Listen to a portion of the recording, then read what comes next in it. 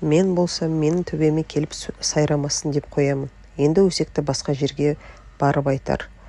Самал екеуміз бірге жүреміз. Ұшып қонып жүрген әйел, ешкімге жамандығы жоқ. Оның да соттары басталды. Ода ақша жоқ, үйіне кетеді. Ол сотты сыйламады деген статьямен келіп отыр. Нағима 5 уақыт намазын оқып жүрген әйел. Незі деген жетеді. Сен тұр, мен ұрайын дегендей. Бірақ өз-өзін ұстап жүрген. Біреу ұнамай қалса ала көздеп бір қарайды да отырады. Жарқырап көктем де келді. Қыздар 8 наурыздың концертке дайындалып жатыр. Өткенде концертке мен де қатыстым. Ертеге қойдым. Ақшақары деген. Бізде 7 әйел гном болып ойнадық. Одан Мақатаевтың еске алу кеші болды. Шынар деген Мұқағалиді ойнап алып шықты. Әйел адам ер адамның кейпін керемет етіп алып шықты. Бостандықта театр деген, өнер дегенді жақсы көретінді өз басым. Қатты толқыдым. Әр әйелдің бойында тығылып жатқан неше сияқты өнерлер бар екен. Бізде Гүлжамал деген әйел бар. Бостандықта еш сурет салмаған екен. Қазір зона бойынша суреттен алдына жан салмайды. Өзімен өзі, ешкіммен жұмысы жоқ әйел. Саған әйел бақытын тілеймін. Үй жақтан хабар алып тұрамын. Сая балалармен больницада жатып қалған. Патшам жұмысында одан таксовать етеді. 2 ақпан 21 жыл. Көктемде келді деп қуандық. Бірақ көктем өте суық болды. Бір жұма жаңбыр жауып тұрып алды. Оның артынан қарлы боранға айналды. Кәдімгідей қыс болды. Аспан бізбен бірге жылап тұрғандай көрінді. Күткеніміз амнисия. Бір-бірімізге көрсетпей кейде түнде жастыққа жылап аламыз. Мен биыл 2 туған күнімді туыстарымсыз өткізіп жатырмын. Былтыр 58 жасымды түрмеде өткізгем. Биыл 59 жасымды зонада өткіземін. Сая мен патшам келді. Жанынан басқа бәрін алып келіпті. Торт та бар. Өзіміз 7 әйел өткіздік. Үйдегідей қайдам болсын. Сая мен патшам 17 наурыз күні келіп 3,5 сағат қасымда болып кетті. 8 ақпан менде 2 күндік кездесу болған. Патшам келеді деп отыр едім, әлгі коронавирус деген бәле тағы қағынып кетті деп кездесуді тағы жапты. Көппен көрген ұлы той деген. Бұған да көнемізді.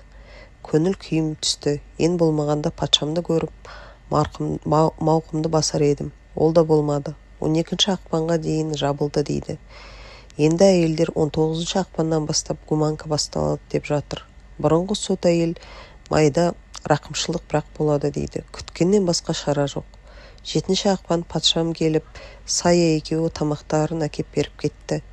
Кеше кофедан самалдың ыдысынан екеуміз бірге түстік. Бұл қалай деп ан-тан болдым. Мені ыдысымнан патшам да Сая да келіп тұрған.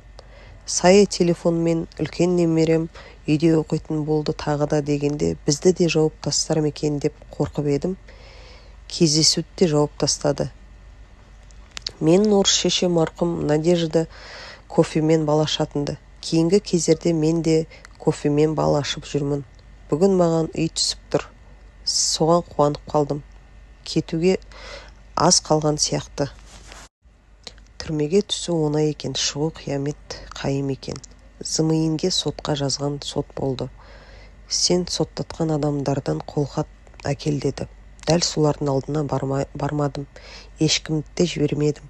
Шыдаған жаным шыдайды да.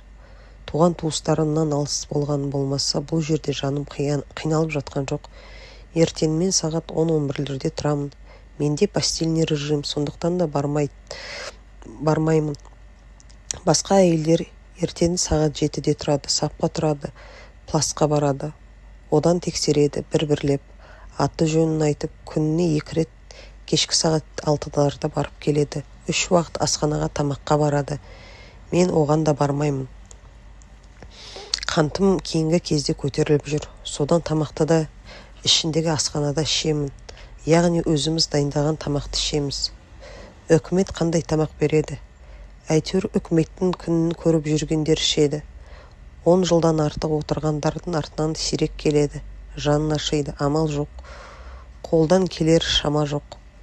Аллаға мұнда бір рахмет, осы жердің дәмін тату үшін жеңіл жол бергеніне. Адам айдаса барма, дәм айдаса қалма деген ғой.